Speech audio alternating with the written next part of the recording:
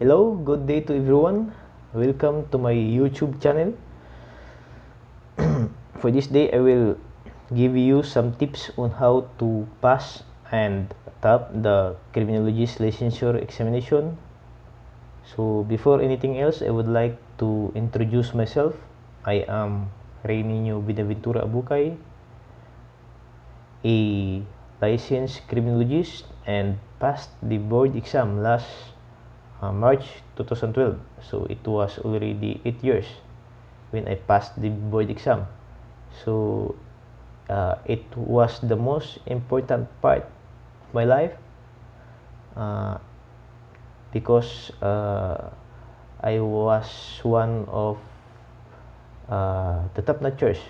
So I am a third placer when I took the board exam last 2012. So in this video, I will give you some tips.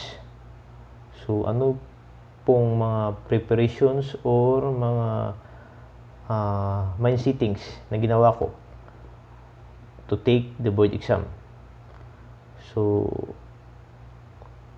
first, I will show you my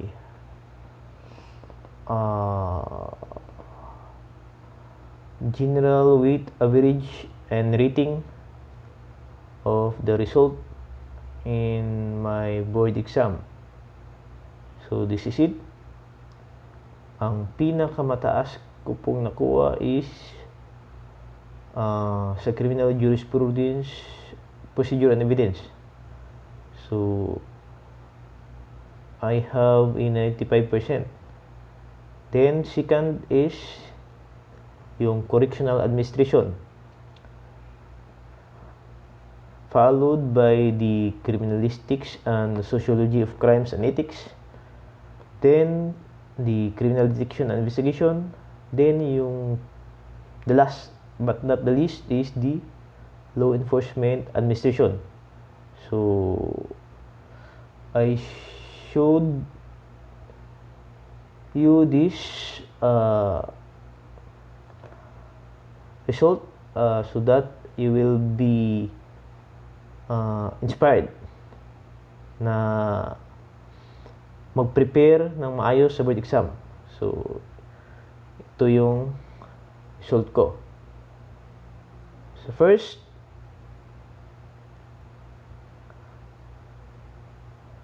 this is my mind setting. So ito yung pinakauna kong ginawa sa board exam. I-mindset ang sarili ko that board exam is a war. So do you agree with this na the board exam is a war? For me, this is my mind setting when I took the board exam. I treated the board exam as war. So in every activity that we should achieve in our lives. So ito yung mina-mindset ko na it is a war given by God for me to counter, di ba? So I treat the board exam as war. Bakit? So I will give you some quotes or words coming from the Art of War by Sun Tzu. So dito ko nakuha itong principles na ito or mind setting. So if you know the enemy and know yourself, you need not fear the result of 100 battles. If you know yourself but not the enemy, for every victory gained, you will also suffer a defeat. If you know neither the enemy nor yourself, you will succumb in every battle. So ito yung principles galing kay Sun Tzu na nakuha ko as yung dito nanggaling yung mind setting ko. So first, I develop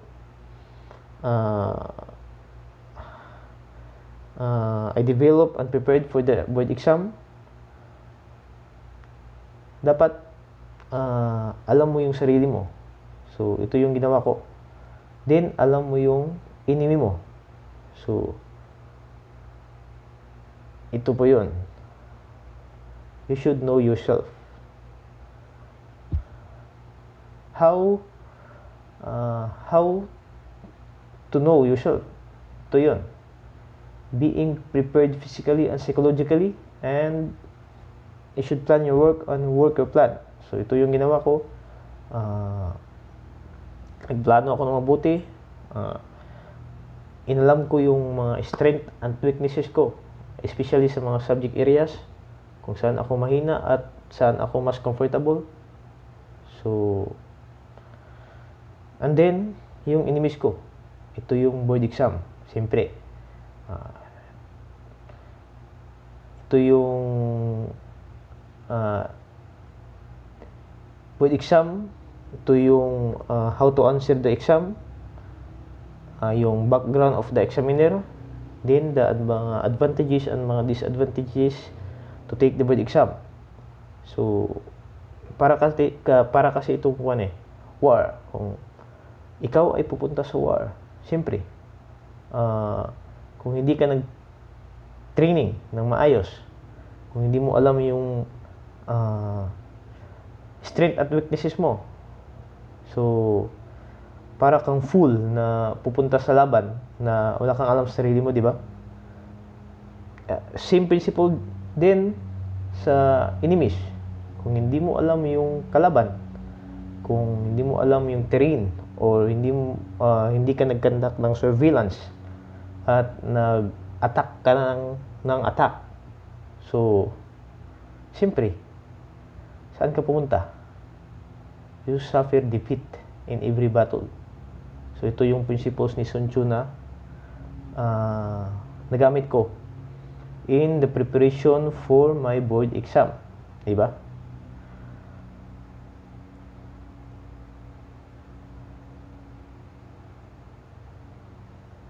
So, ang pinakauna is know yourself. So, in order for you to know your weaknesses and strength, siyempre, you should practice your comprehension. Bakit? Ang board exam kasi is more on comprehension. So, ito yung nalaman ko or na-discover ko pag-search ko sa mga questions na nakita ko sa board exam, sa mga reviewers na nakita ko. So, more on comprehension. So, when we talk about comprehension, ito yung naiintindihan mo ba yung tanong o hindi? Diba? Ito yung comprehension. So, in every words na lalabas sa board exam, or in every words na lalabas sa mga tanong sa board exam, serve as clues to the right answer. So, may ganito. So, you should improve your comprehension para sa board exam. So, how to improve comprehension? How to improve? First, yung ginawa ko is nag-compile ako ng mga handouts at mga books at yung mga books na binigay ng school when I was college pa. So, naglista ako ng mga words na posible na lalabas sa board exam. Then, I write it in in notebook and kahit papel. So, define the words by your own understanding. So, ito yung ginawa ko. Nag-define ako ng words in my own understanding. So, by this, I improve my comprehension. Diba? Then, second is the differentiation of words. So, tapos ka nang mag-define ng words na galing sa mga 6 areas or 6 subjects areas sa criminology board exam, then you should also find at least you should also find 2 words that the same idea but may may kaibahan. So you should differentiate words. For example, yung modus operandi at yung signature, 'di ba? Parang magkapareho lang. But if you try to understand or try to understand the meaning of these 2 words, may kaibahan sila. So, ito yung differentiation of words. Then, summarize subjects using links. Anong ibig sabihin nito? Summarize subjects using link. So, you should summarize subjects using links. Ang ginawa ko, for example, sa Law Enforcement Administration, ang ginawa ko, naghanap ako ng mga pwedeng i-summarize ng mga subjects. For example, ang RE 6975 sa Law Enforcement Administration. Gumawa ako ng mga concept mapping at bubble chartings. So, ito yung ginawa ko. By doing this, ma-improve mo yung comprehension mo kasi mas focus ka sa mga key points ng mga words na nandoon sa RA 6975 or mga terms na nandoon sa RA 6975. So, ito yung tatlong ginawa ko to improve my comprehension during the board exam, during the preparation of my board exam. Then, in these slides, I will give you sample plan preparation na ginawa ko rin. So, as I have said in the first part, you should know yourself. So, ito yung ginawa ko. I evaluate muna yung sarili ko. Then, during evaluation, nakita ko yung mga weaknesses at strength ko. Meaning, nakita ko yung mga subjects kung saan ako mahina at mga subjects kung saan ako mas comfortable. So, yung subject areas, nilagay ko sa preparation ko is yung pinaka-weakness ko na subject. And that is the corrections. So, mahina ako ng corrections during my college days. So, inilagay ko itong first subject na mag-focus akong mag-aral or mag-review. So, second is criminal detection and investigation. The third is the criminalistics. The fourth is criminal sociology. Then, law enforcement investigation. Then, ang pinaka-last is yung subject na mas comfortable ako or yung mas na-review ko na during my college days. So, I have also my sample plan preparation within 3 months. For your information po pala, I review all the 6 subjects areas during my preparation and board exam for within 3 months. Kasi malapit na kasing board exam yun. So, I started January, then the board exam is March. So, ito yung ginawa ko. I divided the 6 areas in 6 areas within 3 months. So first, nag-focus ako from January 1 to 15 sa corrections na subject. Then, second is from 16 to 31 is the criminal detection and investigation. Then, third is the criminalistics.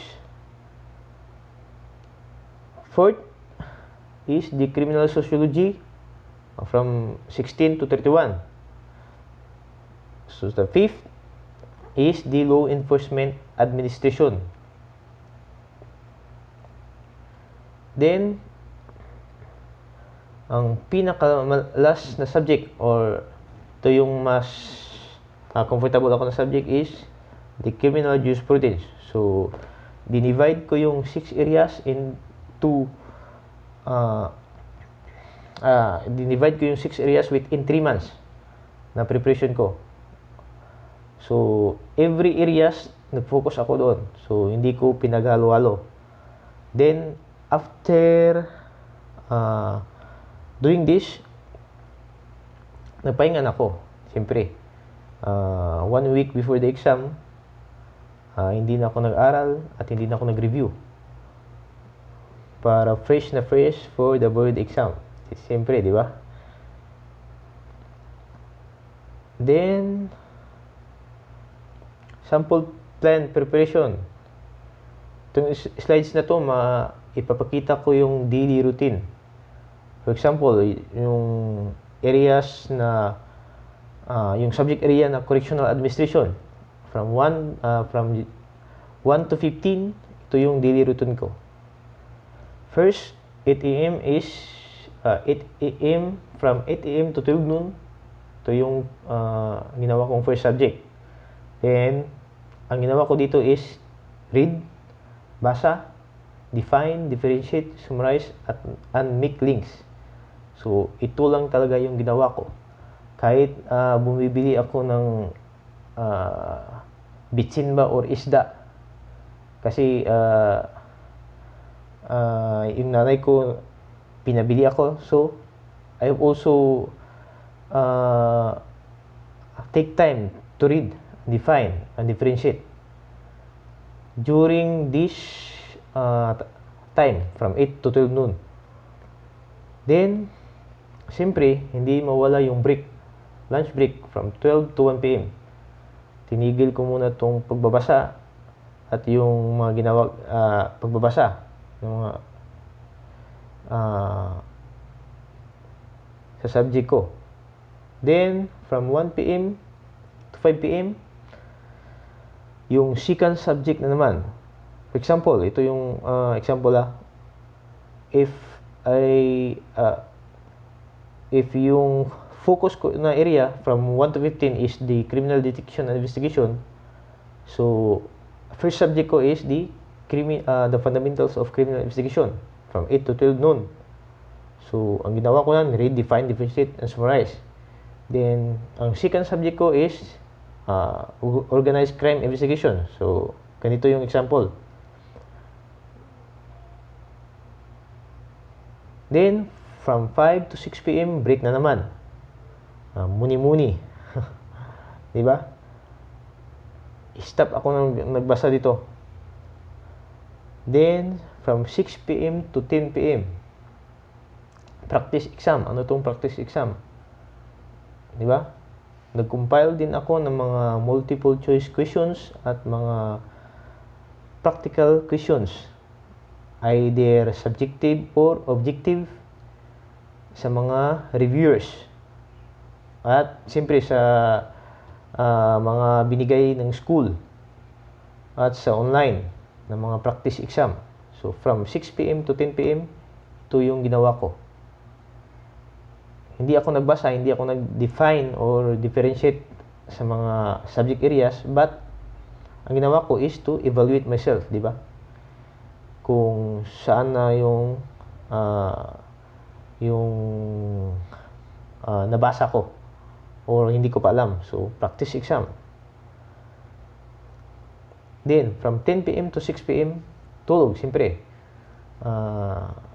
Hindi ko kinikonsider yung mga taong nagre-review na hindi matutulog from 10 a.m. to 6 a.m. Siyempre, kailangan din natin matulog. For me, ito yung ginawa ko. 6 p.m. to 6 a.m. Tulog lang talaga ng tulog. Wala na, hindi na ako nagbasa niyan. So, then, 6 a.m. to 7 a.m. As I have said kanina, if you want to be prepared, kailangan physically and psychologically. So, hindi ko rin nakalimutan yung exercise.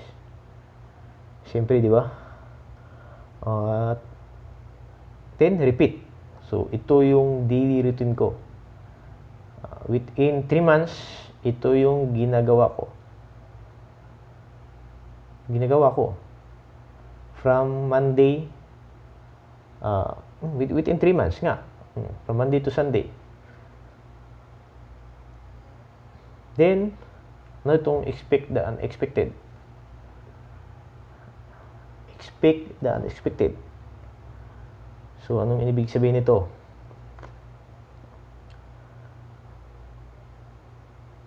So, 50% of your review will not appear in actual exam. So, ito yung sinasabi ko.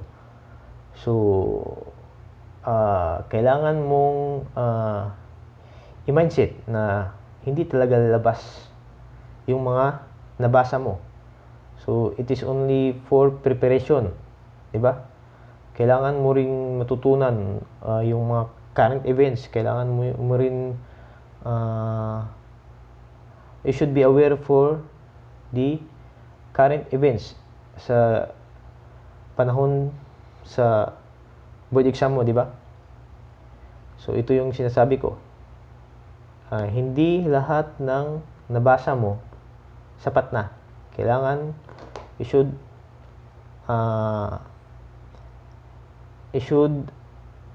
strive more to read kahit yung mga hindi nakalagay sa mga subject areas kaya ng current events, di ba?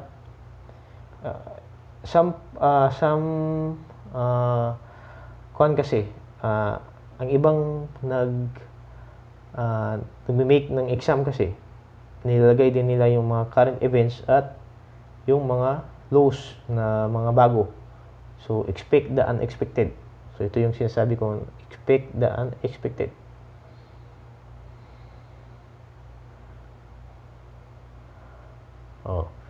So, tapos na tayo sa preparation sa exam. Then, we will discuss about the during examination. So, ito yung ginawa ko. What you have written, you have written. So, anong ibig sabihin nito? Kung anong nailagay mo sa answer sheet, so, yan na. Hindi na yan dapat ini-erase. So, ganyan ang board exam. Once you have written it, so, hindi mo na kailangan niyang i-erase. Kasi, sa board exam kasi, ang nag-check is ang machine. So, pag ina-applyan mo ng pressure sa iyong pen or sa iyong pencil, so, posible, hindi yan babasahin ng machine. So, anong ginawa ko nito para maiwasan yung ganitong pangyayari? So, hindi ko muna nilagay yung answer ko sa answer sheet directly. So, ang ginawa ko, nilagay ko muna yung answers sa questionnaires. So, nilagay ko muna yung answer sa questionnaires and I manage my time. So, ang ginawa ko, binasa ko yung questions 3 times, saka ko nilagay sa answer sheet mismo. So, yan. Then, answer what is given, do not question the questions. So, some of the some of the nagtitake ng exam sa board exam, especially sa criminology licensure examination, kini-question pa nila yung question. So, huwag ganyan. So, dapat yung pinaghandaan mo is to answer the question. Kahit nakita mo na may mali. So, kung ano yung gustong ipahiwatig ng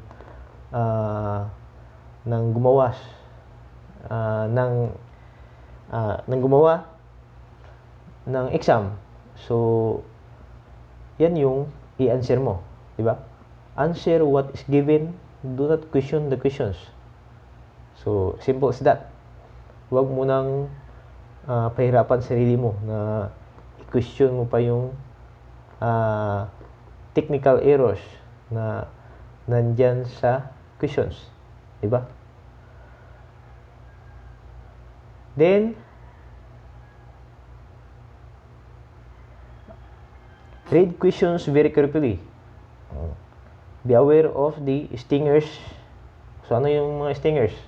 Ito yung mga not and except. So, be observant sa mga ganyan. Kasi na yung mga positive and negative questions. May ganyan kasing mga positive and negative questions. So, be observant kung may mga ganyang mga stingers nalalabas sa mga questions sa board exam. Then, if you don't know the answer, then use elimination. So, ito yung pinaka-last resort. Some of the questions kasi mahirap na. Hindi mo nabasa at hindi mo na-encounter ng words. So, then, use the elimination. So, the process of elimination. So, ito yung ginawa ko, the process of elimination.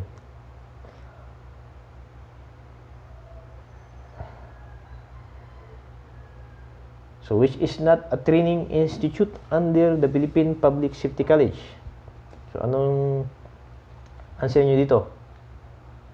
Siyempre, kung alam nyo yung kung nabasa nyo or na-review nyo itong answer sa question na ito, so, ma-answer mo talaga kung ano yung tama.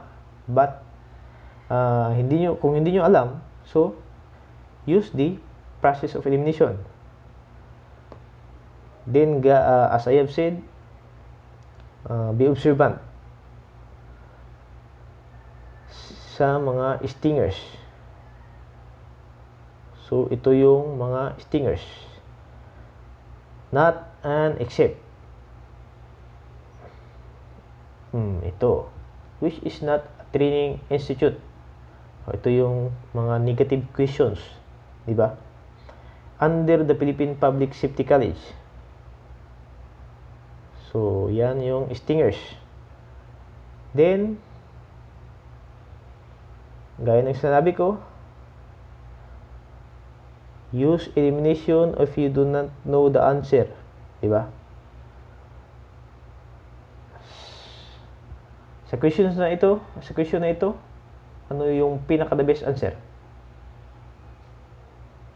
For me, kung hindi ko alam yung answer nito, so, which is not. So, ano ang hindi?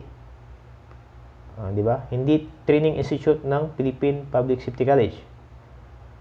So, kung Philippine Public Safety College, so, when I use my comprehension, Philippine Public Safety, from the word public safety. So, meaning, training ito sa mga police, di ba? So, A is not the answer for me. Then, National Police College is not the answer. It is not the best answer for me. Kasi, training institute yan sa Philippine Public Safety College. So, na-eliminate ko yung dalawa. yung A at B, so C at D naman. So anong pinakamalapit dito? Hindi din yung National Forensic Science Training Institute, kasi obvious na sa police na mechanism ito, yung forensic science, di ba? So ang pinaka the best answer is the Philippine Military Academy. So that is the process of elimination. Kahit hindi ko alam yung answer, or hindi ko nabasa, or hindi ko na-encounter, so by using process of elimination, I can give the right answer, diba?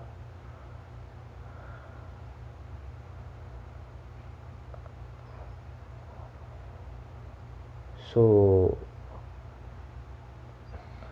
I will give you some of the quotes or the principles of Bruce Lee, the well-known martial artist, diba? Chinese martial artist. Empty your mind, be formless, shapeless like water. Now, you put water in a cup, it becomes the cup. You put water into a bottle, it becomes the bottle. You put it in a teapot, it becomes the teapot. So, anong ibig sabihin nito? For me, ito rin yung pinaka the best na quotes na sinunod ko through learnings. Kasi yung if you want to learn something new, di ba? Kailangan mo munang i-set aside yung mga nalalaman mo. Kahit puno pa yung cup mo, or puno pa yung utak mo, you have full of information, di ba? Kailangan muna nating i-set aside to para maka-learn tayo ng mga bagong kaalaman. So ito yung pinapahiwatig, or ito yung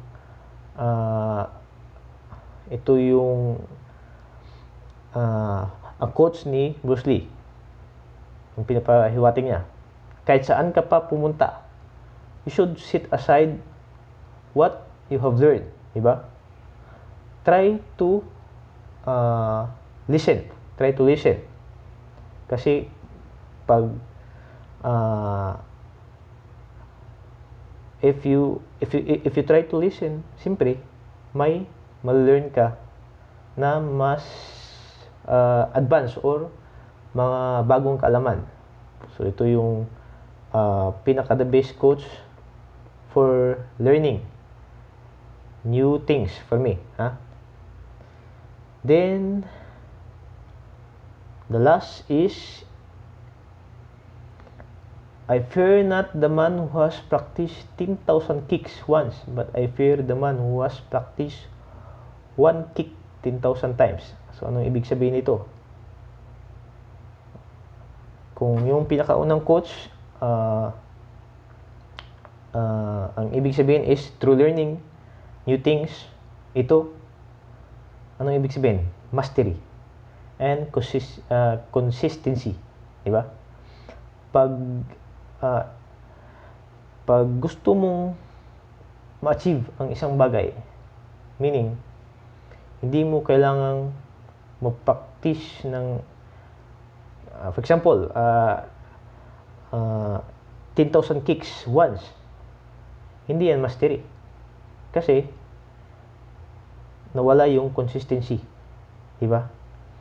But if you practice one kick lamang, you practice it every day, and every day you are improving. So ito yung pinaka the best coach ko rin,